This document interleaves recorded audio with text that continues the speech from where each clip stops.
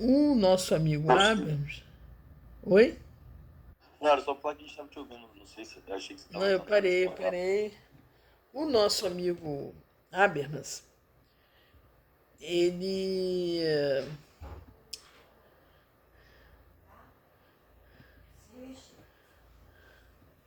O nosso amigo Habermas. Tô tocando a campainha, tocando a campainha. De quem é essa? Não tô esperando ninguém. Nosso amigo Habermas, como é que foi gravando isso tudo aqui, né? O nosso amigo Habermas, ele, ele já, né, na sua maturidade, resolve se dedicar a tratar do direito, da filosofia do direito.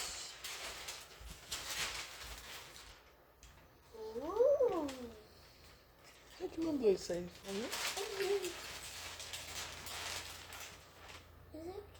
Peraí, peraí. Deve ter sido a tia que mandou. É.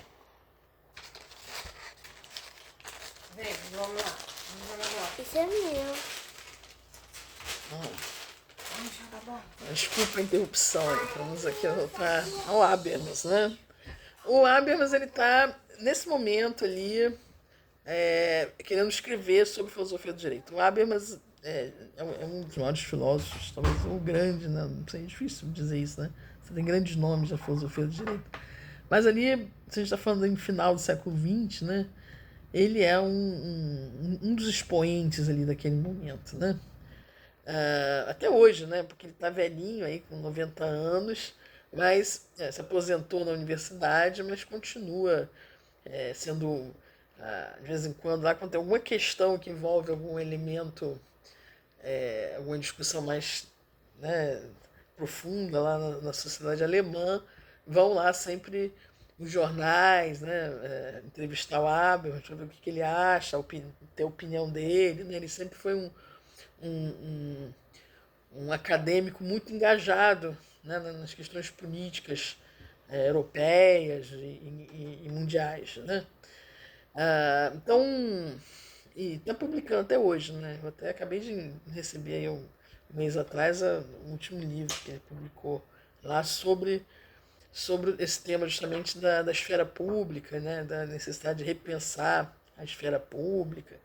Ele não para, né? Tá um velhinho. Aliás, eu digo, né? A filosofia tem essa coisa de boa. Essa é uma das razões que me levam a me dedicar a ela, porque parece que ela dá uma. Né, as pessoas vão com a cabeça boa, né? Ficam velhinhas lá com a cabeça boa. Isso é importante, né? A gente quer ficar velho, mas com a cabeça boa, né?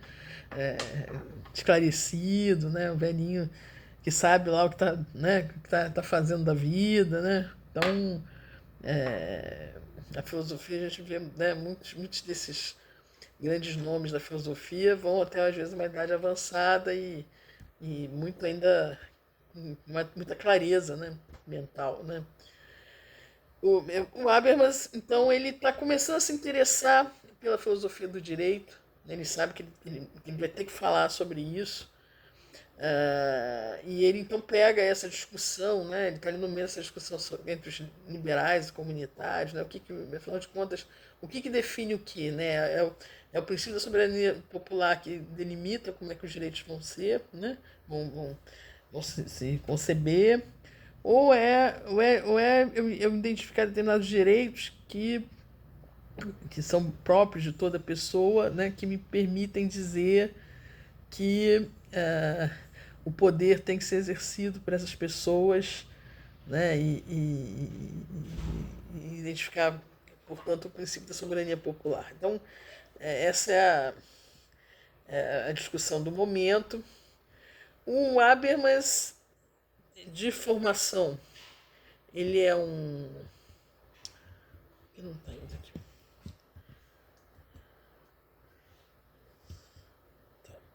De formação, ele é um sociólogo, um filósofo, mas ele é um cara com uma cultura muito ampla. Aliás, essa é uma das grandes dificuldades, né, de você pegar um texto do Habermasiano para ler, porque ele vai apresentando a sua ideia a partir dos comentários, né, ele vai trazendo lá as várias referências, né, teóricas que ele foi utilizando, que são importantes ali naquela discussão que ele está trazendo, e muitas vezes se demanda, né, por parte daquele que lê um conhecimento bastante amplo de uma literatura, de uma área muito variada. Né? Habermas, durante essa vida dele, escreveu, né, de filosofia do direito, escreveu sociologia, textos mais sociológicos, alguns mais filosóficos. Ele começou a escrever sobre filosofia da religião, né, agora nos últimos tempos. Em suma, né, ele é um gênio, né, um gênio. Ele surge, né, ele é um nome que surge numa geração mais nova da escola de Frankfurt, né, tradicionalista, aquela escola marxista, né, que começou durante a Segunda Grande Guerra, né, e foi ali até o pós-guerra, com Adorno, Horkheimer, Benjamin, né, que morre fugindo, né, da Alemanha, que era de origem judaica, né? Ao contrário da Hannah Arendt, ele não consegue fugir da Alemanha. E aí ele, uma segunda geração, né? O Habermas seria uma dessas figuras da segunda geração. Ele surge, então, né, que é uma escola marxista, e dentro dessa concepção, né, o direito não tinha muito poder transformador. Né? A ideia de que o direito podia, de alguma forma, diminuir, né, o processo de dominação, ou impedir, né, que esse processo de dominação se ampliasse, né? Não era uma ideia que era partilhada pela escola de Frankfurt, que via, né, o direito sempre como de uma forma muito negativa. Né? Bom, aos poucos o Habermas começa a meio que a formular a sua teoria própria. Né? Um grande marco na obra do Habermas é a publicação da teoria do agir comunicativo, que se dá em 1981. Essa obra é uma obra que traz uma parte de autores de sociologia, uma parte de autores de filosofia, e o Habermas ele começa a trazer muito da filosofia da linguagem, da teoria da comunicação, para pensar a questão da possibilidade de uma comunicação, né? Uma comunicação humana mais correta, uma comunicação.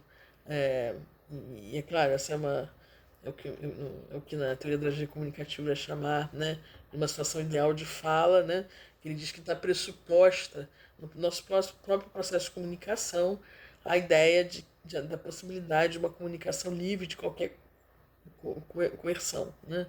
Essa comunicação livre de qualquer coerção, ela de fato, né, você não consegue encontrá-la, né?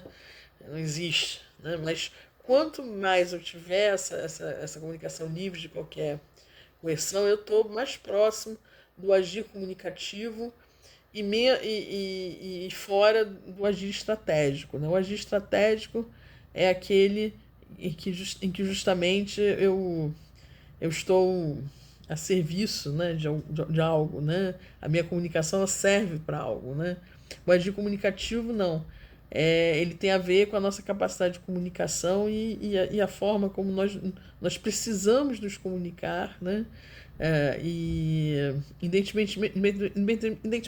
independentemente de qualquer interesse econômico, né, de mercado ou interesse político que exista.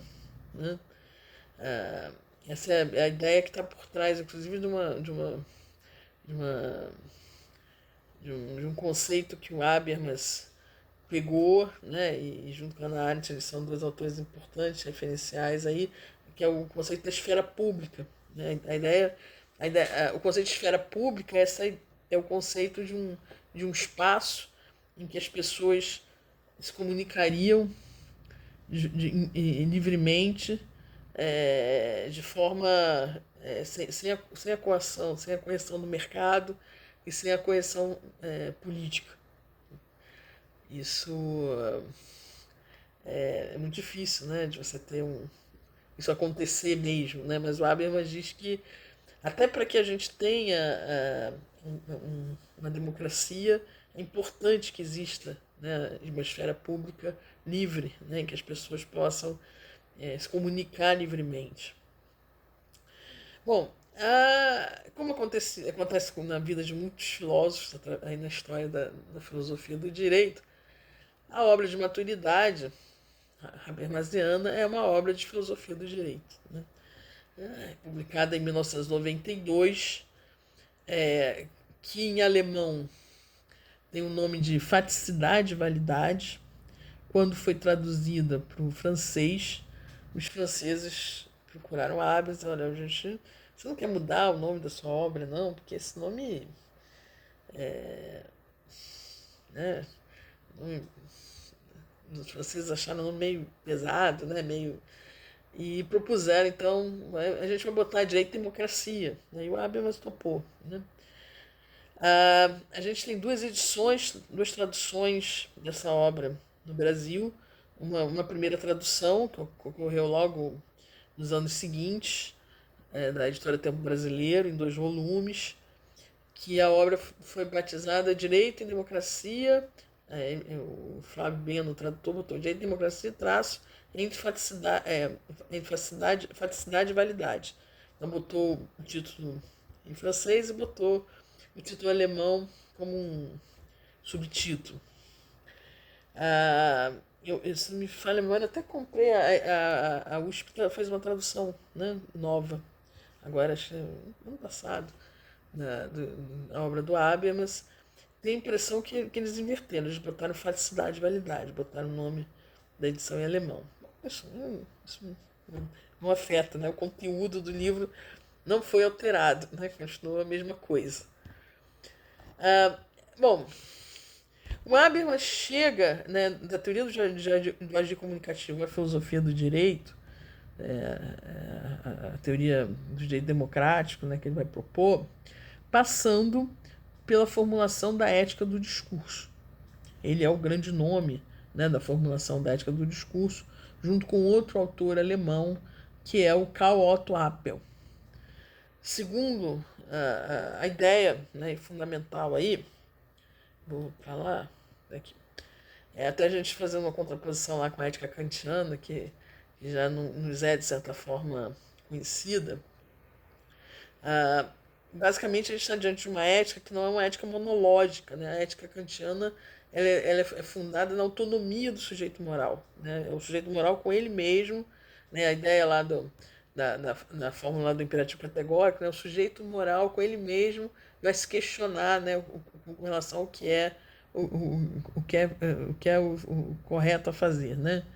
Aqui não, aqui na ética do discurso, ela é basicamente dialógica, né? Ou seja, é num processo de argumentação, né, entre as pessoas que eu vou chegar a definir que alguma coisa é correta, né? Não sou eu sozinho, né,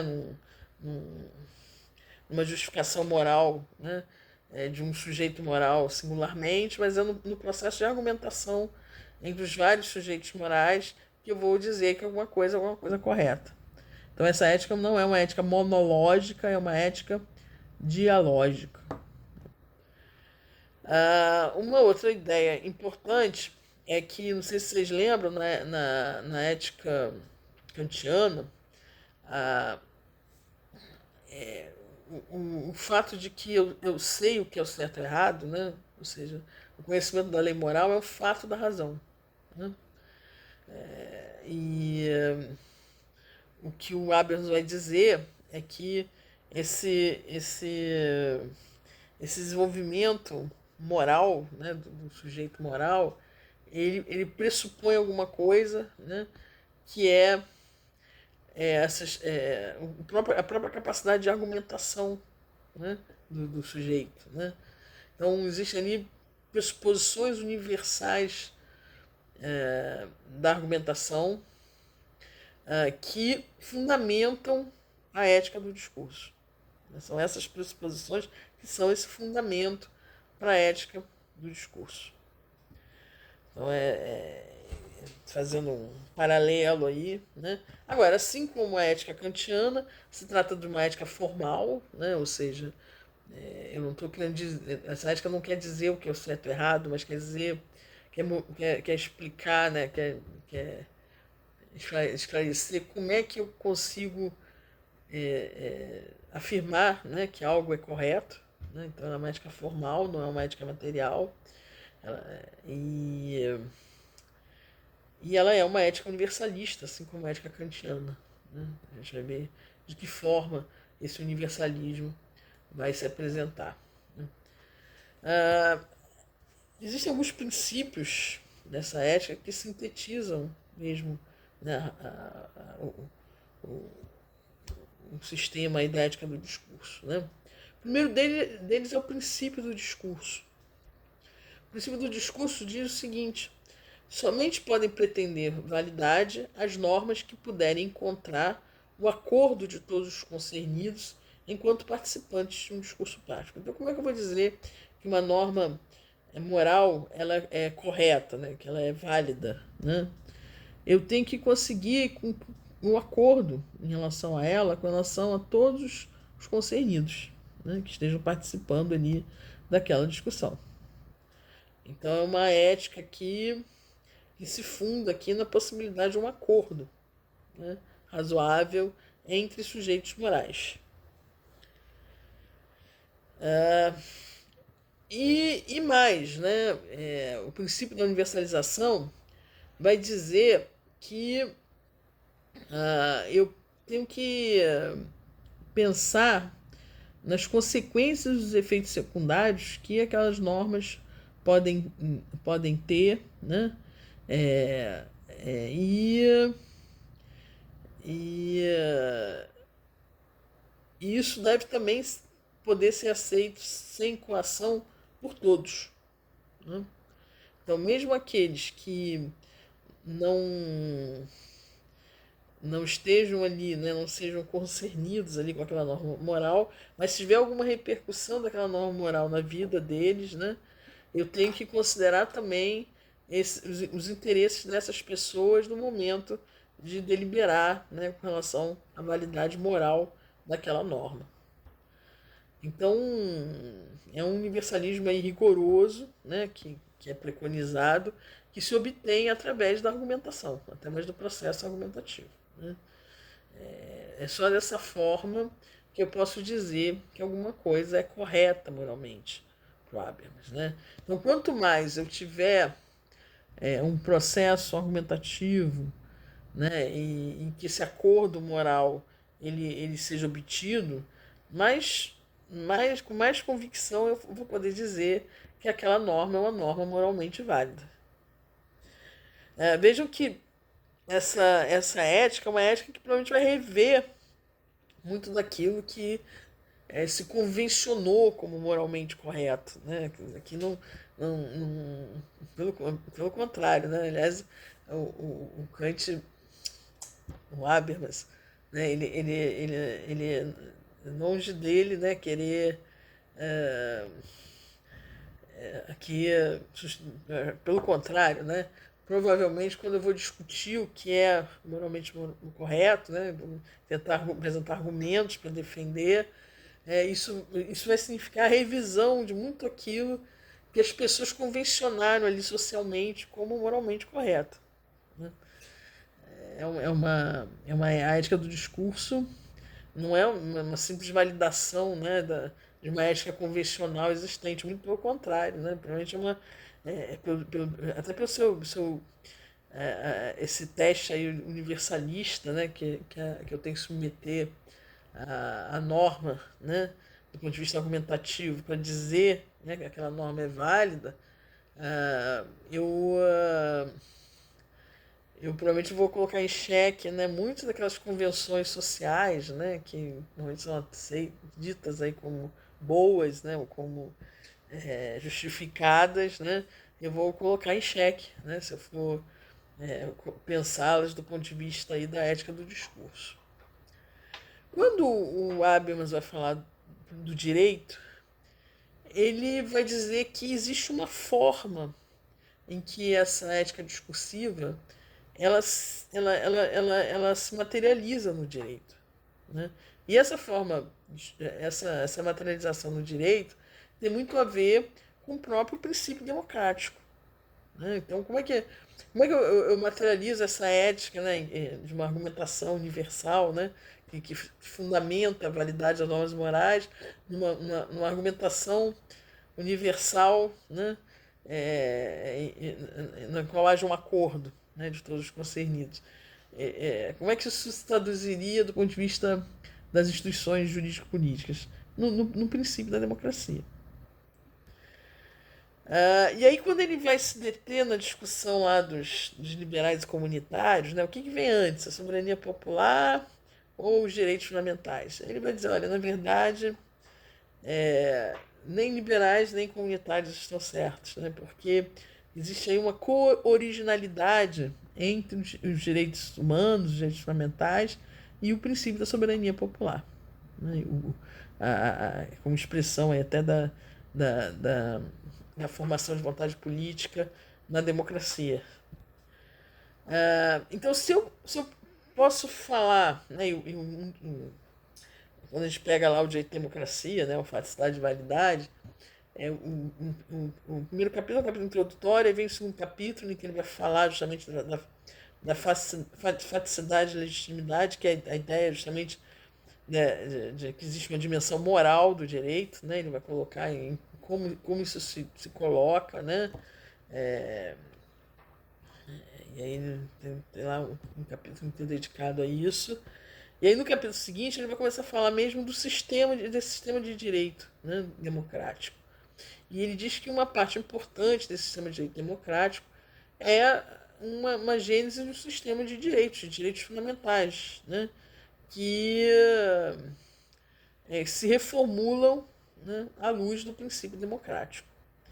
Então ele revê, né, esse catálogo tradicional aí de direitos fundamentais dentro do ponto de vista aí de uma forma discursiva, né, que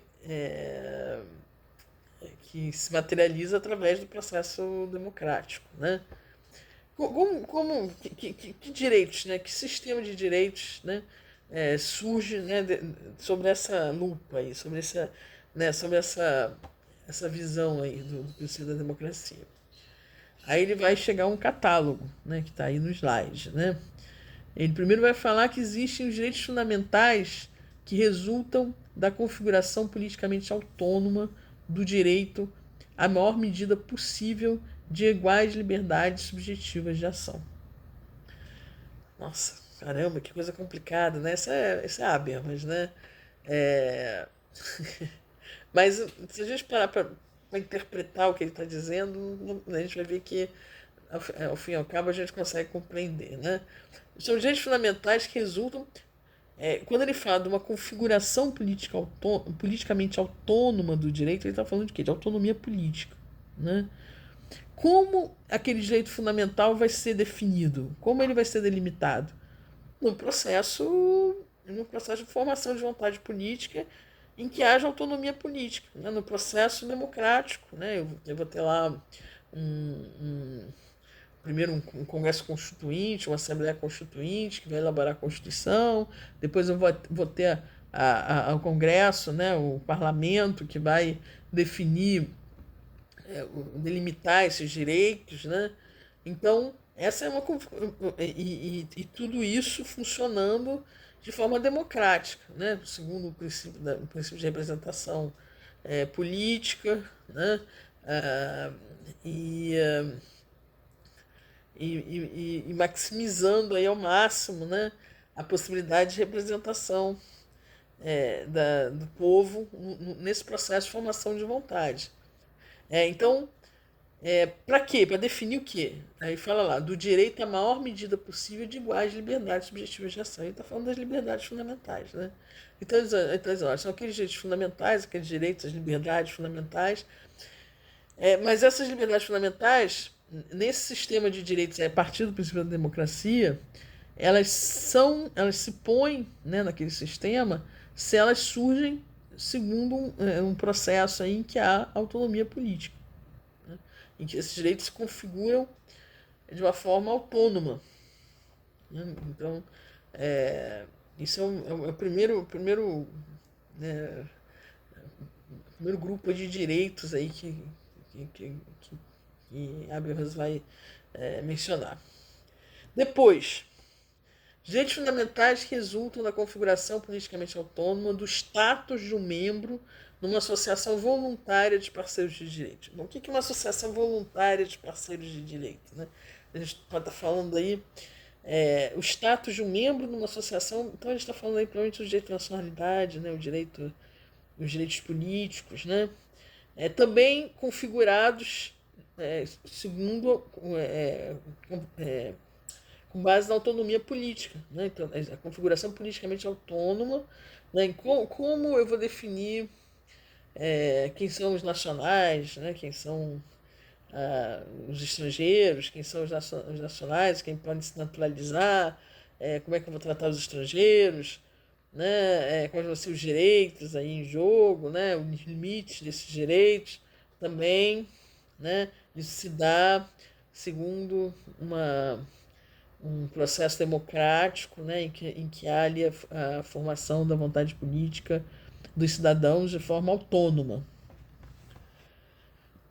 Mas, né, continuou o Habermas, direitos fundamentais que resultam, isso tudo é um conjunto aí é um sistema de direitos que devem existir, né, para que haja aí uma democracia deliberativa, exista um direito democrático, né, configurado aí segundo em que exista, né, uma pensado aí, né, a partir de uma concepção comunicativa, né, de uma ética comunicativa, né, como é que ele propõe, né. Terceiro grupo de direitos fundamentais que resultam imediatamente da possibilidade de postulação judicial de direitos e da configuração politicamente autônoma da proteção jurídica individual. E aqui a gente tem direito de ação, né, postulação judicial de direitos, podemos pensar também em todas aquelas ações, né, aquelas garantias constitucionalmente previstas, né, que existem nos sistemas de direito como o nosso. E não só, mas também aqui se fala na proteção jurídica individual, né? Então, o sistema mesmo de garantias fundamentais, né? Como ele está configurado, né? Qual é o limite correto para essa configuração? É aquele que é dado aí por esse processo de autonomia política, né? É aí que ele vai, é aí que ele vai assentar a sua legitimidade. Ainda, né, número 4. Eu diria que esse número 4 aqui, esses direitos do número 4, na verdade, eles fundamentam, né, eles estão subjacentes aos demais, né? Porque diz lá, os direitos fundamentais à participação em igualdade de chances, em processo de formação de opinião e de vontade, nos quais os civis exercitam a sua autonomia política e através dos quais eles criam um direito legítimo, né? Então, quando eu falar de uma configuração politicamente autônoma, eu estou pressupondo esse número 4 aqui, né? Como é que eu vou criar um direito legítimo? Eu crio um direito legítimo havendo uma participação, né, em igualdade de chances de todos, no processo de formação de vontade, né, cada um com a sua autonomia política em exercício. Isso com relação aos próprios direitos aqui de participação política, né? Seja com relação aos demais direitos também fundamentais. E, finalmente, diz Habermas, direitos fundamentais a condições de vida garantidas social, e aqui, então a gente está falando aqui dos direitos sociais, dos direitos econômicos, do direito ao meio ambiente, aquelas gerações de direitos que vêm depois, né? É esse número 5 aqui. Direitos fundamentais a condições de vida garantidas social, técnica e ecologicamente, na medida em que isso for necessário para um aproveitamento em igualdade de chances dos direitos elencados do 1 até o 4. Né? Então, o que o Habermas vai dizer é que os direitos econômicos e sociais, eles são direitos fundamentais, né? Quando eu coloco ali, né, aquilo que é necessário para o aproveitamento e igualdade de chances dos demais direitos. Então, se eu não tenho, né, uma proteção social adequada, dificilmente, exemplo que eu dava lá também, muito tempo atrás de aula de direito constitucional, eu dizia, né, como é que, se o cara está morrendo de fome, como é que ele vai sair andando, né? Se ele, mas não precisa nem tão longe, né? Como é que a gente vai exercer a liberdade de expressão, né? Sem ter acesso à educação e à cultura, e por aí vai, né? Então existe ali uma medida ali dos direitos sociais e econômicos, que essa medida é a medida dos direitos fundamentais, né? Em que eles são imprescindíveis para que, em igualdade de chances, né, eu possa exercer os demais direitos, as liberdades fundamentais, os direitos de participação política, né, as próprias garantias, né, fundamentais que existam, né, tudo isso pressupõe aí um certo uma condição de vida aí, né, que tem uma certa garantia social, ecológica, né, para que ela exista, né, e isso também está aí dentro englobado aí no conceito dos direitos fundamentais para o Habermas, né. Na sequência lá da Direito e Democracia, ele vai ter um capítulo que vai falar do sistema mesmo do Estado de Direito, né? Então ele vai falar, inclusive, da organização dos poderes, né? Então é bem interessante, né? Ele vai, por exemplo, colocar uma discussão à luz desse princípio democrático, como deve ser a administração pública, né? Como deve se estruturar a administração pública. Então ele vai defender justamente a existência, a expansão dos meios, né, dos mecanismos de participação política, né, no processo de tomar de decisão na administração pública. Não é à toa que a Habermas, por exemplo, é uma grande inspiração teórica para algumas práticas políticas, como a do orçamento participativo, né, que ainda é praticado, foi praticado durante algum tempo, né, o município precursor foi Porto Alegre, se não me engano, né? E aí, lá fora, pelo mundo, você tem algumas experiências de orçamento participativo, né? Esse é um dos exemplos, né? Existem outros aí, ideias que foram surgindo inspiradas aí pela proposta aí, habermasiana, né? Com relação ao legislativo, ele vai propor também, né, uma revisão do próprio processo legislativo, né, para torná-lo mais democrático, do próprio funcionamento da Casa Legislativa, de forma a torná-la mais democrática. Ele vai discutir o papel do judiciário, sobretudo da jurisdição constitucional. Ele tem um capítulo importante lá para discutir os próprios limites, né, da jurisdição constitucional, porque ele vai dizer que o fundamental aí na jurisdição constitucional é garantir que existe essa autonomia política, né, que existe a possibilidade dos cidadãos, no processo democrático, discutir, né, quais são os direitos, né. Não caberia aí ao judiciário ele, né, dizer como vai ser, mas colocar isso dentro de um contexto aí, de discussão pública, né, de argumentação pública, democrática, que tem que acontecer. Uma parte importante aí também do projeto, né, jurídico-político, né, que o Habermas antevê na Faticidade e Validade, tem a ver com a própria renovação dessa ideia de uma esfera pública democrática, né? O Habermas vai dizer que, na verdade, É muito importante que exista essa esfera pública em que haja uma discussão, uma argumentação, e que essa esfera pública vai alimentar a sociedade civil organizada, que vai levar então essa discussão aos poderes, né, instituídos. Né?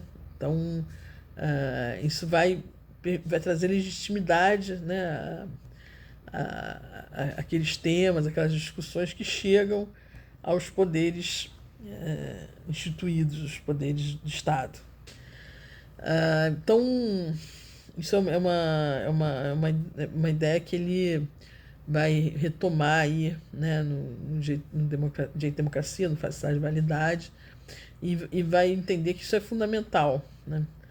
Esse tema é um tema até interessante porque nessa sociedade da comunicação digital, né, das redes sociais, da internet, foram perguntar até o Habermas, né, essa entrevista. Eu acho que eu até postei para vocês lá no Bolsonaro. Se eu não postei, depois eu vou postar. Foram perguntar ao Habermas, né? Mas e aí? Né? Como é que fica? Olha, a gente vai ter que rever essa nossa discussão sobre esfera pública quando a gente está lidando com a esfera pública digital, porque ela tem umas características muito próprias dela, né? E bastante desafiadoras, devo dizer, especialmente na forma como as redes sociais elas se estruturaram. Né? É um desafio, realmente, a comunicação democrática que tem que se colocar, né? Tem que se enfrentar nos dias de hoje. Né? Então, é um autor de muita influência, né? A teoria habermasiana, a teoria democrática do Habermas, ela inspirou, né, muitos autores posteriores, né? Como qualquer teoria dessas, né?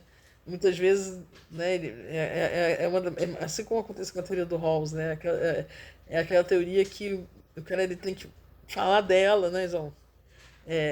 Nem que seja para criticar, né? Você vai criticar, né? Mas como criticar o Habermas? Assim, existe uma crítica muito interessante que se faz com relação principalmente no processo político, né, a possibilidade do acordo político. Né? Seria possível uma democracia no dissenso? Né? Como fazer essa democracia no dissenso? Essa é uma discussão muito, muito interessante. E muitos vão ter que né, dar conta disso, né? Porque nem sempre a gente consegue chegar a um acordo. Né? E aí? Né? Então, em suma, é um autor realmente muito central, né, para nosso debate sobre filosofia política e filosofia do direito nos nossos dias. É um autor europeu, né, então a gente aqui estamos, né, falamos para o americano, agora para o europeu, né, estamos dentro do mundo hegemônico aqui do ponto de vista das ideias, mas pela importância, né, dessas concepções, né, a gente tem que conhecê-las, né, e tem que procurar pensar, né, de que forma, no que a gente pode aprender com elas, né, de alguma forma, né. Eu coloquei para vocês sobre o Habermas um texto sobre o Habermas e um pequeno texto do Habermas para vocês não deixarem de ter o contato com o autor, da inclusão do outro, que é um texto em que ele vai justamente colocar essa questão da soberania popular versus o sistema de direitos e liberdades, né? Como você compatibilizar essas duas coisas. Então, para vocês até terem essa experiência de ler, né? O Habermas não é... Mas é alemão, não tem uns alemães, né? Tem uns alemães que, começando por Nietzsche, né? Mas mesmo contemporâneos, aí tem uns alemães que escrevem bem, escrevem de forma agradável, né? Não precisa ter preconceito contra o alemão, né? Mas no caso do Habermas, ele tem um estilo meio pesadão, né? Ele não é uma coisa assim, uma leitura assim. é, e agravado, como eu disse, pelo fato dele adorar fazer essas referências às outras teorias, né? O que às vezes demanda, né? Você tem que parar, não, fulaninho, às vezes, né? Tal teoria, não, essa aqui, essa eu não conheço, eu conheço das outras eu conheço. Então você tem que ir lá para pesquisar aquela teoria para poder entender do que ele está falando, né? Ele está lá discutindo a outra teoria, né? Como é que você vai entender se você não conhece a teoria da qual ele está discutindo? Então, é um autor.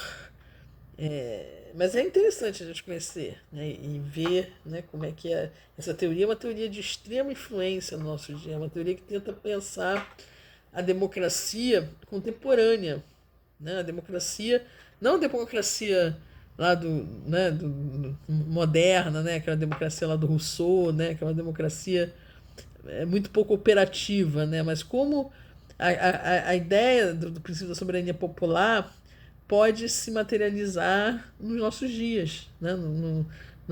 Com as instituições que nós temos hoje. Né? Esse se a gente pegar lá o texto do Haber, mas essa é a proposta dele. Né? Então, bom, ele incorpora uma série de influências aí, né? Inclusive, como eu disse, de autores alemães, de autores americanos, do pragmatismo americano, norte-americano. E alguns até vão dizer, mas será que ele ainda é um autor da Escola de Frankfurt? Né? Muita gente vai dizer que ele não é mais o autor da Escola de Frankfurt. Né? Aliás, alguns vão dizer, inclusive, que talvez muito pouco tenha sobrado do marxismo, né, na teoria habermasiana. Né? Mas alguns até talvez vão enxergar nisso uma coisa, uma vantagem, né? Outros talvez não, né? Outros vão dizer, não, mas ele perdeu um pouco a, a, o criticismo, né? A dimensão crítica que a escola de Frankfurt tinha, né?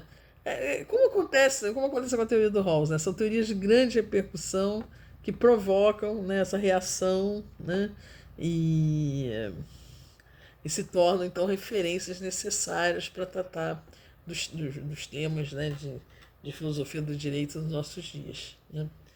Mais uma teoria com diferenças, mas assim, né, como aconteceu com a teoria do Haber, mas mais uma teoria que busca nos responder uma questão que é o que são as instituições jurídicas, de certa forma, o que são as instituições jurídico-políticas justas, né? O que elas são, né? Como elas devem ser, né? Como devem ser essas instituições jurídico-políticas justas hoje, né? E isso vai estar muito identificado com a ideia de uma democracia deliberativa, né? Como ela vai se materializar. Se existem diferenças grandes entre a teoria do Rawls e a teoria do Habermas, mas existem também alguns pontos aí, de contato, também de proximidade. Né? Existe uma obra que resumiu um debate importante que aconteceu entre o Rawls e o Habermas, que se chama O Debate sobre Justiça Política. Essa obra acho que não tem tradução para o português, mas tem em espanhol, tem em francês, coisas da língua portuguesa, né? Eu acho que a gente às vezes dá uma sorte quando os portugueses resolvem traduzir, né? O que é ridículo, porque Portugal é um país pequenininho, né? Que tem meia dúzia de leitores, né?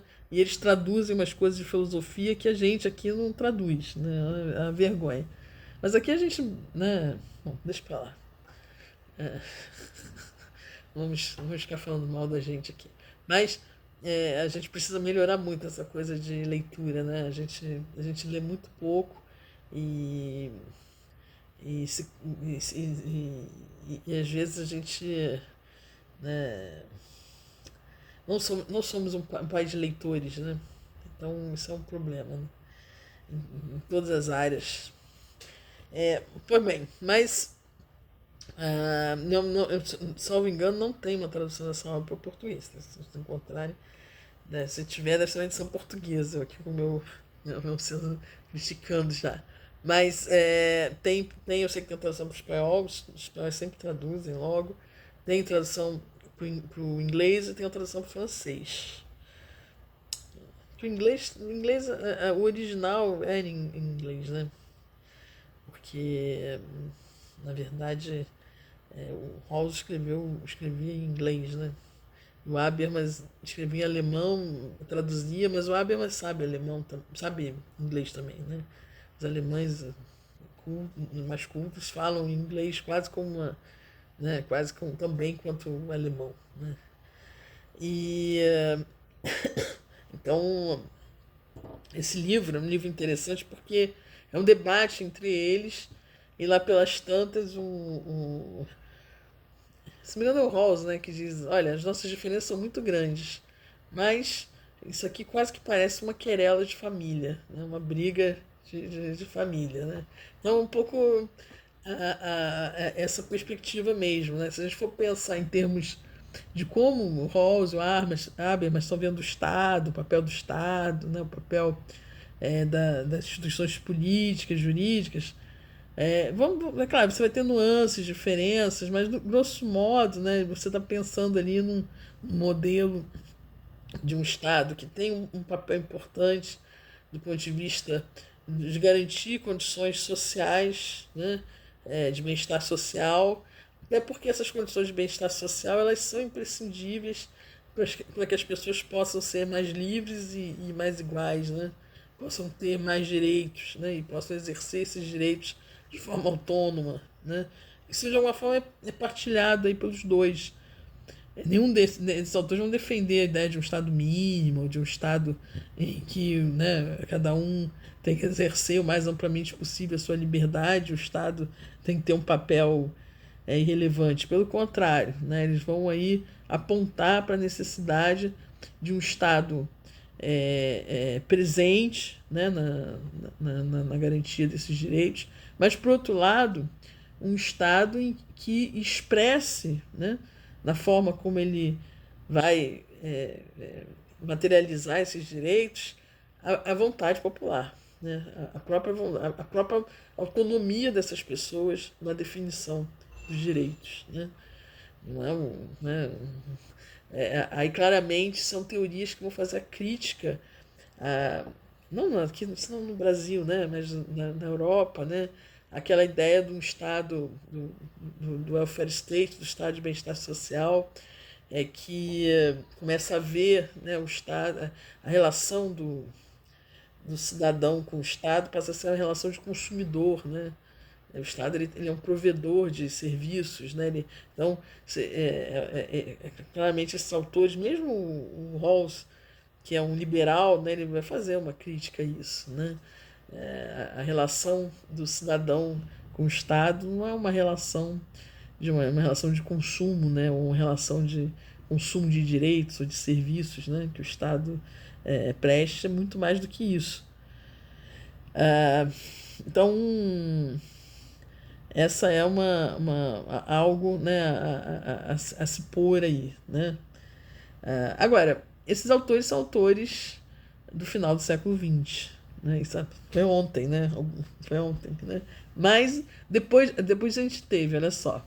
Eu me lembro bem, eu estava numa aula na universidade, quando eu tive uma aula no dia 12 de setembro. E 11 de setembro eu estava. 11 de setembro, quando aconteceu o 11 de setembro, eu estava, todo mundo sabe, né, onde estava. Eu estava, na verdade, eu estava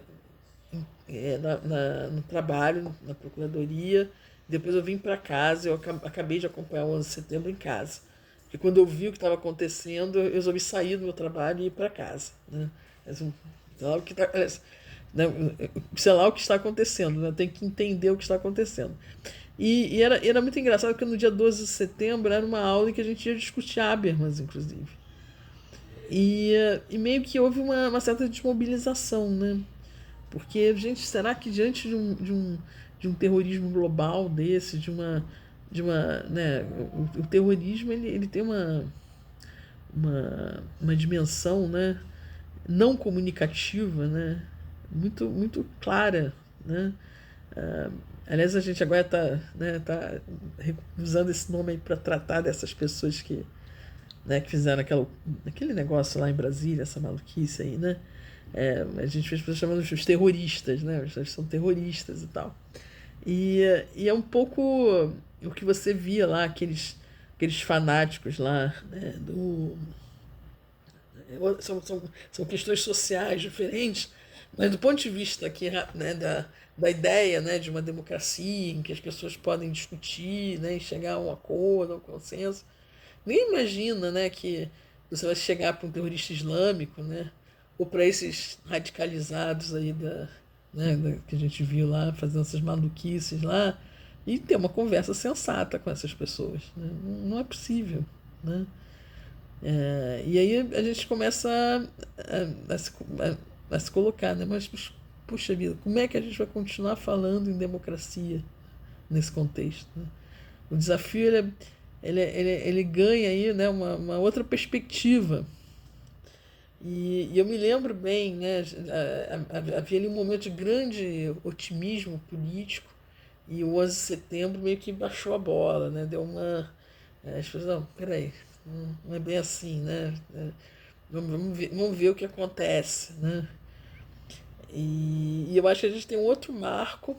Eu sempre falava, olha, 11 de setembro, a gente vai, daqui a algum tempo, vai... não tanto pelo número de pessoas que morreram, porque a gente já teve outros episódios na história da humanidade, né, que morreram mais pessoas até, mas né, pelo aquele espetáculo, né, espetáculo não no sentido de coisa boa, né, mas por ter se apresentado daquela forma na televisão, né, em tempo real, né, um terrorismo, atos terroristas de grandes proporções, né, como nunca antes na história da humanidade. E eu acho que a gente vai ter também uma discussão. Aliás, aqui a gente já tem muita coisa escrita, né? Eu acho que algumas coisas, poucas coisas boas realmente, mas muita coisa escrita sobre a pandemia, né? A pandemia eu acho que vai também trazer aí, né, a filosofia de letras bebem, né, dessas dessas grandes experiências que a história da humanidade nos traz, né? E a pandemia traz aí ela nos colocou um mundo novo, né? Que já se anunciava, né? Mas que para muitos de nós ainda parecia algo muito longínquo, né? Mas ela nos colocou aqui nas nossas mãos, né? E aí eu acho que tem, professor, em termos de avanço tecnológico. Em termos de avanço tecnológico, o quê? A internet, né? O mundo virtual, digital e tal. Ah, sim, isso também, né? Mas não só, né? Ah, vejam como o desenvolvimento tecnológico que permite a mobilidade a nível global, né? Ela foi um componente muito importante para a rápida disseminação da Covid ao redor do mundo. Né? Isso em outros tempos, né? Em um século atrás, né? As pessoas não viajavam tanto, não saíam tanto do seu local. Né? Hoje as pessoas saem, você pega um avião aí e vai, né? Vai, né? Existe um movimento a mobilidade, ela é mobilidade geográfica, inclusive, né? As pessoas mudam de lugar, né? Isso é um avanço tecnológico, né? Vai nos colocando aí outros desafios, né? Não vou entrar nem em teorias conspiratórias de manipulação genética, né? Porque não vou entrar aqui nessa seara, né? Que também foram disseminadas aí e que a gente sabe que é possível também, né? Acho que até não foi o caso, mas é possível também, né? A própria ciência, ela, ela encontra as soluções, né? Nos trouxe aí um tempo recorde, né? A vacina, né? Mas nos traz também uma série de dificuldades, uma série de situações dramáticas, né? Que nós temos que pensar sobre isso, né? E se colocam aí questões éticas muito próximas, né? Que vão se traduzir também na necessidade de regulações jurídicas, né? E entra o direito também nesse processo. A gente tem essa coisa aqui, esse tempo maluco, né? Agora chegou o calor, né? Assim, a gente está em mudança climática. Quem diz que não sabe o que é mudança climática tá vivendo completamente alienado, né? Porque até semana passada você não tinha. Eu usei casaquinho em janeiro, né? Isso não existe, né? Casaquinho em janeiro no Rio de Janeiro é mudança climática. Né? Você não precisa mais fazer nenhum esforço para perceber que existe uma mudança climática. Então são desafios aí ímpares, né? Que a humanidade coloca para si mesma e coloca e alguns desses desafios a nível global mesmo, né? A gente dentro do mundo e nós temos que pensar sobre isso, né? Os limites, né? E soluções certamente para além das fronteiras nacionais, né?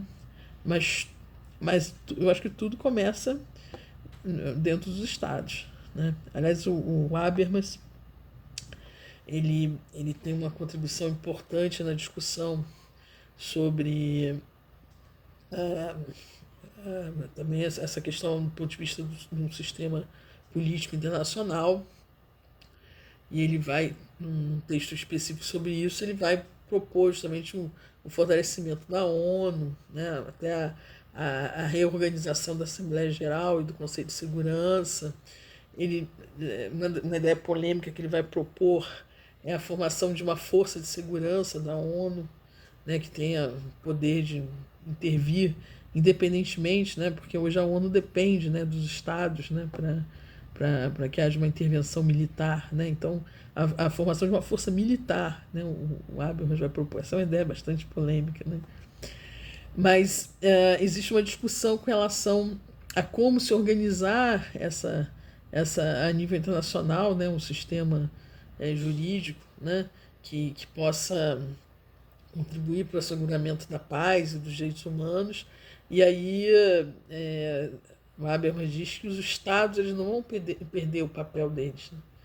Mas, na verdade, esses estados eles vão se colocar dentro de estruturas jurídico-políticas regionais e internacionais, todas elas complementares, né, ou subsidiárias, né, que essa seria a melhor forma, né, de pensar esse sistema jurídico-político. Essa é uma outra discussão muito interessante, porque há aqueles que sustentam a construção de um Estado global, né? De um Estado de um Estado que na verdade seja, né, que esse poder a nível internacional ele se robusteça e tenha uma equivalência, né? Podemos chamar de Estado, né? Mas que tenha um poder equivalente ao que teria o Estado hoje, né? Essa discussão é uma discussão que se travou até recentemente na Europa, né, com relação aquelas normas que faziam, né, vamos dizer assim, traziam para a União Europeia algo que se traduziria numa Constituição, vamos dizer assim, europeia, né, e aí você coloca em discussão, né, se você tem uma Constituição, você está caminhando para uma unificação, né, maior, né, uma diminuição ali da soberania dos estados, né, mas essa questão já está mais ou menos resolvida ali no âmbito europeu, né, porque os estados já aceitaram que uma parte da soberania, ela pelo próprio consentimento que os estados deram para aderir à União Europeia, eles abrem né, eles abrem a possibilidade daqueles organismos europeus intervirem, né, até internamente nos estados, determinarem os estados que pratiquem determinados atos, né, e os estados estão obrigados a isso. Então, isso, a maior parte daqueles estados europeus já resolveram, né, mas a discussão justamente de você ter aí né, como organizar um sistema jurídico-político que faça com que a gente consiga garantir a nível internacional direitos a todos, né? E talvez uma sociedade global mais igualitária, né? Mais justa, né? Isso nos interessa muito, né? Até porque nós somos um país periférico, né? Um dos países ou talvez o país com a maior desigualdade do mundo, né? É, e, e nós temos então que pensar, né? Que nos colocar, né? Nos inserir, né? Nessa ideia aí de, um, de organismos porque senão a gente vai ficar aí, né? O mercado ele já se globalizou, né? Então, se a gente não tiver mecanismos a nível internacional de garantias de direitos, de igualdade, né, entre todas as pessoas, né, os cidadãos do mundo, né, os cidadãos a nível global, o que vai acontecer, uma cidadania global, né, o que vai acontecer é que a gente vai ter é, um, uma, uma globalização econômica e gerando, né, cada vez mais desigualdade ao redor do mundo, né, privação de direitos numa parte do mundo, né, e o processo de precarização, né, das relações sociais e econômicas numa parte do mundo, mais numa parte do mundo do que na outra, né, é, e a gente normalizando isso, né, que é pior. Achando que tem que ser assim mesmo, porque é assim, né? Tem que ser assim mesmo, né? A gente não tem uma legislação que estabelece uma proteção social, né? O menino que morre ali, o entregador que morre ali do iFood ou do Uber, sei lá o quê. iFood, não, Uber não tem mais, né? Um desses entregadores aí, isso isso é parte do risco do negócio, né? Ele é um empreendedor, né? A gente normaliza o processo de precarização nas relações sociais e econômicas e é isso aí, né? É a lei do mercado, né? É assim que funciona. Muito bem. É... Triste, né? Mas na nossa conversa que vem, a gente vai abrir uma outra discussão. Uma discussão que eu acho que não exclui essa discussão que a gente estava colocando até agora, em relação ao que são instituições políticas justas, né? Mas coloca essa discussão sob um outro prisma, né? Porque, na verdade, essa questão da justiça política é uma questão que parte, talvez, né, de uma percepção que cada um de nós tem sobre o que é justo ou injusto, né? E essa percepção, ela se dá a partir da nossa capacidade de julgar o justo e o injusto. De alguma forma, as instituições políticas elas se alimentam dessa nossa capacidade, né, de julgar, né?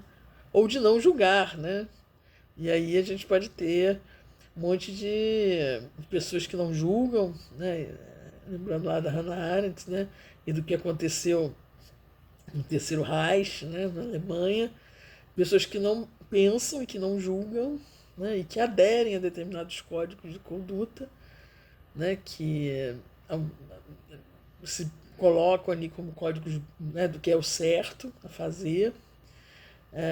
Na nossa sociedade a gente sabe que isso pode ser maravilhosamente bem feito pelas redes sociais, né? Manipulação do pensamento das pessoas, né? Eu não vou pensar o que é o certo ou errado. Eu pego a rede social lá e vejo, né?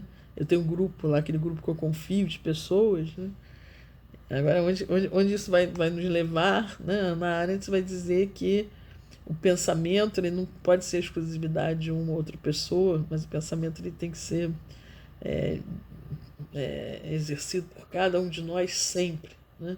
Porque pensar é imprescindível para que nós possamos fazer julgamentos políticos, E os julgamentos políticos, eles têm que ser feitos por cada um de nós, né? É bem verdade que o julgar supõe uma outra coisa para a análise, né? Que é o pensamento alargado, a capacidade de eu me colocar, de eu me pensar, levando em conta a situação de todas as outras pessoas, né? A Arendt vai dizer que durante o regime nazista, as pessoas perderam essa capacidade, né? Elas começaram a julgar com base exclusivamente nas suas idiosincrasias e a dos seus vizinhos, né? E não fizeram o que a Nath vai chamar de mentalidade alargada, o pensamento alargado, né? Indo além ali daquilo ali que é os seus vizinhos, né? Aqueles que são iguais a você, né? E que nasceram ali no mesmo bairro, né? Que tem a mesma frequentam os mesmos lugares, né? E aí, né? Você não vai além daquilo, né? A Ana Arendt vai dizer, o julgamento político ele pressupõe isso, ele pressupõe o pensamento alargado, a mentalidade alargada, né? O que significa que eu tenho que julgar, eu tenho que ter um sentimento, né, de indignação, né? A injustiça ela gera esse sentimento de indignação, mas o que me permite dizer que algo é injusto é eu me colocar a seguinte questão, né? Poxa, mas qualquer um, né? Não é uma aristocracia minha, né? Não é porque sou eu, né? Ou porque é o meu amigo, né? Qualquer um que estivesse nessa situação, né? Até um japonês lá do outro lado do mundo, ele, ele estaria se sentindo injustiçado, né? Isso é que nos permite dizer que eu estou diante ali de uma injustiça, né? O que o Ricoeur vai dizer é que isso, na verdade, depois vai se materializar nas instituições políticas e jurídicas, né? E a partir dessa capacidade de julgamento que eu vou construir as instituições jurídico-políticas. Então é um pouco uma inversão, né? Eu saio lá das instituições, né? E de uma certa concepção de pessoa para pensar as instituições, para partir dessa capacidade de julgar aí como algo imprescindível, né? E me parece que a teoria da Arendt é muito interessante, especialmente você, né, quem já viu o filme, alguns de vocês já viram o filme, vão ver lá, ela vai fazer lá a cobertura do julgamento do Eichmann, né? E o Eichmann é um grande burocrata no regime nazista, né? E o Eichmann de Jerusalém, que é um livro que eu recomendo a leitura, o subtítulo é um ensaio sobre a banalidade do mal, né? Porque o Eichmann, Arendt vai dizer, ele vai ser capaz de fazer um mal absurdo, né? Por razões banais. Ele não tinha grande. Ele mesmo dizia não tem grande inimizade com os judeus. Né? E aí, quando ela vai sacando ali, né, o Eichmann, né, quando ela vai fazer lá a cobertura do julgamento dele em Jerusalém, ela começa a perceber um cara que não pensa, ele não julga, ele repete um monte de lugar comum, né, que ele aprendeu, que as pessoas sempre aplaudiam na época que ele foi aprendendo aqueles lugares comuns. E não parava muito para pensar, era impossível de conversar com ele. Não é possível manter uma argumentação com ele. Né? A gente vê umas figuras por aí hoje, né, que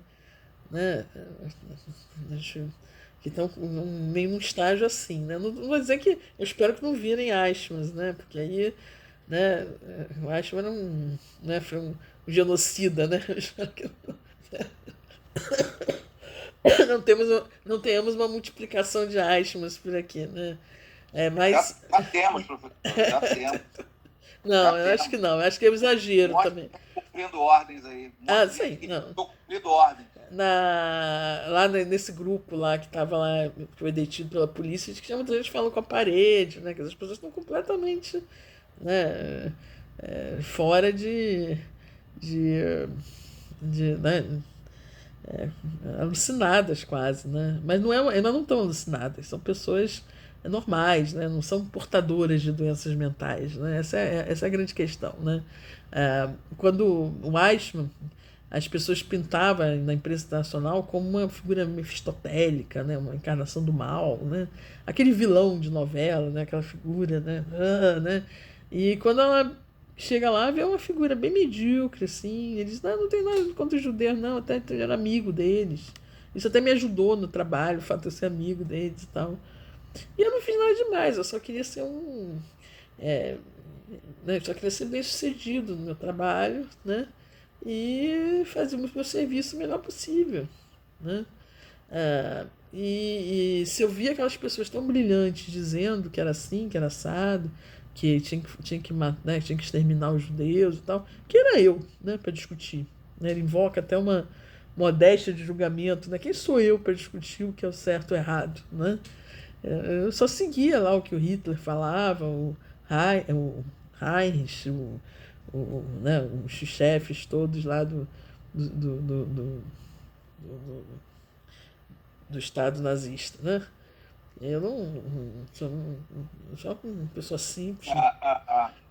Desculpa, a Ana Arendt chamava ele de assassino de escrivaninha, né? Assassino de mesa. Porque ele estava lá na mesa dele ordenando as coisas, né? Isso. Foi uma grande contestação dos judeus, né? Ah, sim, né? Bom, mas isso aí não faz spoiler do filme, pessoal que não viu ainda, né? Mas a Arendt. Não. E ela é judia, né? O interessante é isso, ela é judia. Mas a comunidade judaica, quando ela publica os artigos, né? Quando ela volta de lá, eles interpretaram que ela estava querendo diminuir a responsabilidade do Eichmann. Sim. Né? E longe dela, ela não queria fazer isso, não era isso que ela queria. Né? Aquela pessoa que deixa de exercer sua capacidade de pensar e de julgar, ela não é menos responsável, ela é tão quão responsável quanto uma pessoa que faz aquilo de propósito. Né? Mas eu fui. Aliás, isso é uma coisa que, agora acompanhando essas notícias aí, né? O pessoal fala assim: mas coitadinho, olha lá, aqueles coitadinhos lá, completamente manipulados. Não são coitadinhos, não. São pessoas, pelo que parece ali, a maior parte, não tem ninguém ali com problema mental, né? Você tem uma pessoa com problema mental, né? Aí tudo bem, né? Aí vocês, não pode ser responsabilizado porque ele está com problema mental, né? E não está fora de si, né? Essas pessoas, elas são também responsáveis, né? Por se colocarem nesse processo de manipulação das redes sociais, né?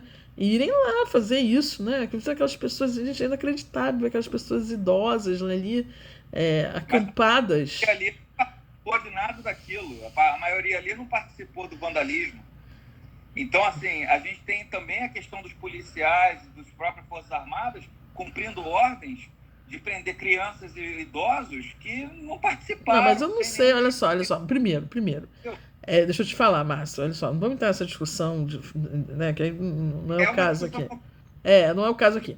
Mas assim, eu acho, pois né, eu acho que foram liberados depois, né? Eu acho que não ficaram detidos. Agora, eu acho o seguinte: policial, militar tem que cumprir ordem. Policial e militar. Olha, eu tenho amigos, eu sou muito próxima de alguns militares.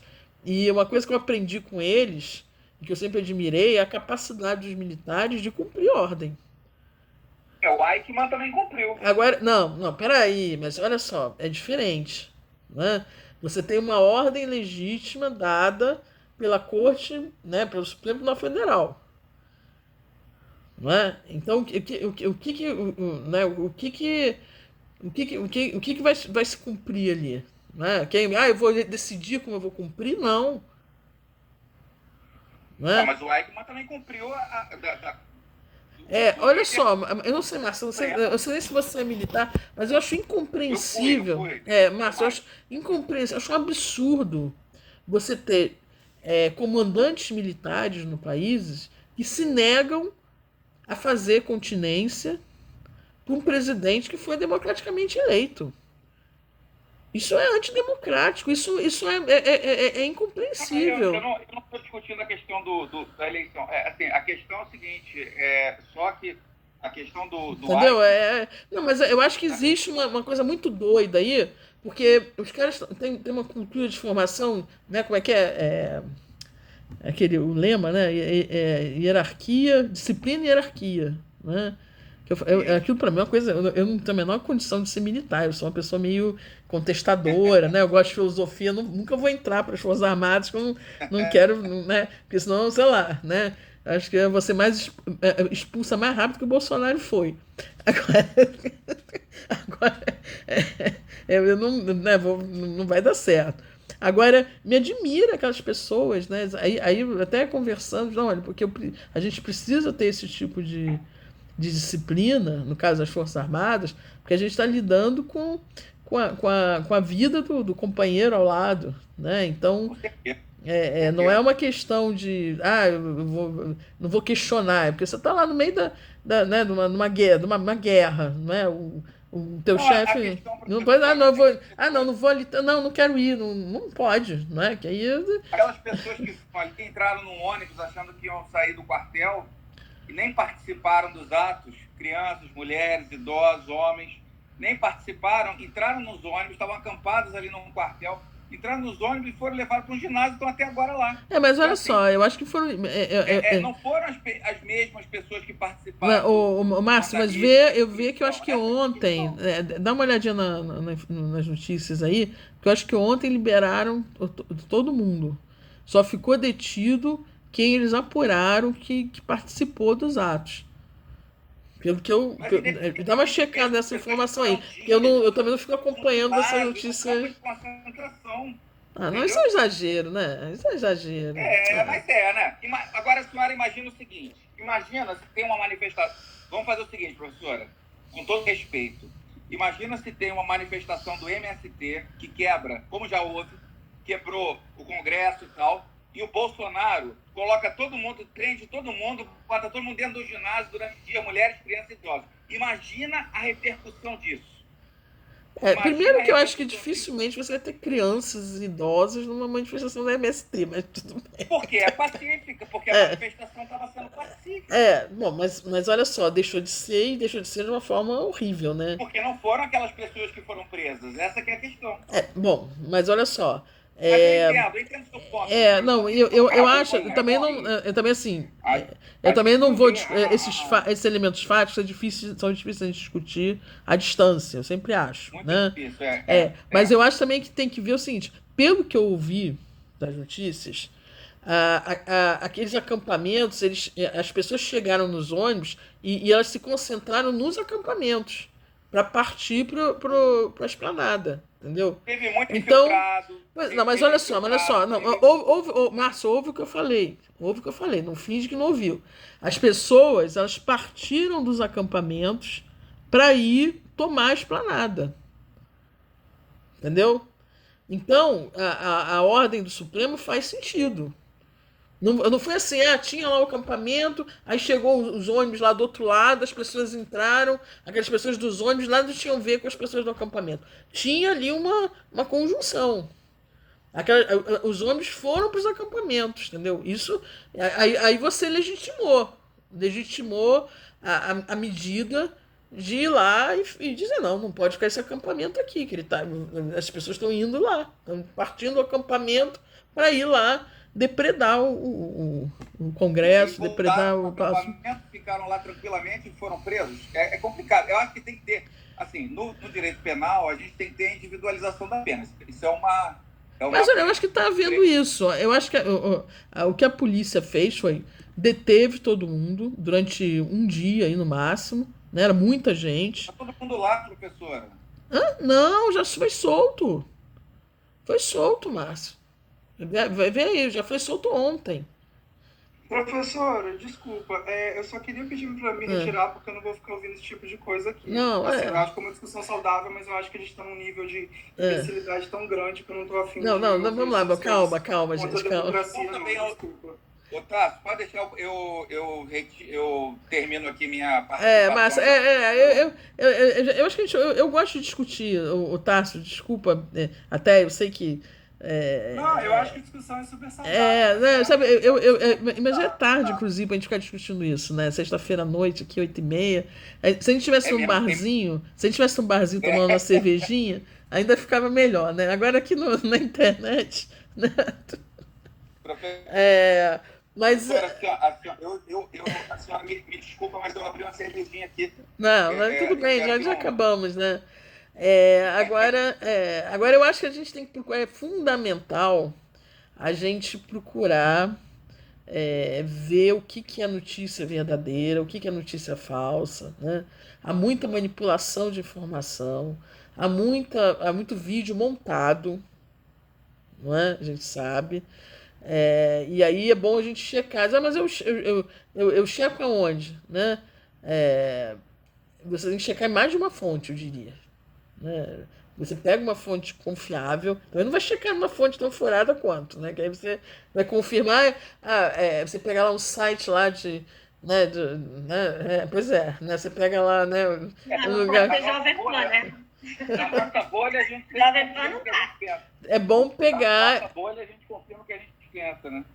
Não, eu acho que tem que pegar fontes confiáveis. E eu vou dizer uma coisa, por mais que o pessoal mais aí à direita, às vezes, né, diga que... O pessoal à esquerda também fala isso, né? Que não pode confiar em jornal, que não pode confiar em revista. Existe uma coisa que é o seguinte, a informação jornalística ainda, ela passa por um crivo do ponto de vista constitucional, jurídico, e a gente que é do direito sabe disso, em que eu confio muito mais em desses sites de informação para dado, não para opinião não, entendeu? Mas para ver o que realmente aconteceu. Por quê? Porque você tem ali ainda um monitoramento que é maior nas redes sociais, nesses sites, com exceção da Jovem Pan, né? Nesses sites, do que em outros sites aí que a gente não sabe lá de onde vem, né? Quem é que né? Então, eu não gosto do Estadão, tá? Mas assim, o Estadão ele pode ter lá uma opinião que eu divirjo, né? Mas dificilmente o Estadão vai divulgar que alguma coisa aconteceu que não aconteceu, entendeu? Essa é a questão, né? Eu não gosto do Estadão mais à direita, eu sou uma pessoa mais à esquerda, né? Mas se o Estadão diz que aquilo aconteceu, eu fico preocupada, né? Eu vou dizer, eu posso até ver, não deve ter uma outra interpretação possível desse fato, né? Mas o Estadão dificilmente vai divulgar que aconteceu alguma coisa que não aconteceu, né? Agora a gente sabe que tem sites, tem no YouTube, então, né? Tem vídeo, você é capaz de ter vídeo do fim do mundo no YouTube, né? Se você vai acreditar, e acabou o mundo, né? Eu ainda tô aqui, né? Só eu, né? Porque os caras montam qualquer coisa ali, né? Então, né, matam, sei lá quem, matam a velhinha, né? Sei lá o que aconteceu aí, né? Então, a gente tem que tomar esse cuidado aí, né? Pra gente até melhorar a nossa argumentação, né? Seja ela qual for, né? Melhorar a argumentação, né? E de que lado a gente esteja, né? Agora é difícil de sustentar que esse movimento aí... Eu acho que não há argumentação, né, possível para defender alguma legitimidade dessa destruição que eles fizeram no Palácio Planalto. Eu concordo. Isso aí não, eu acho que não há como dizer que aquilo ali foi uma coisa legítima, né? Que tem alguma, mas o pior é assim, você vai à pesquisa de opinião, o Márcio, o pior é isso, você vai à pesquisa de opinião, tem uma parte da nossa população que está tão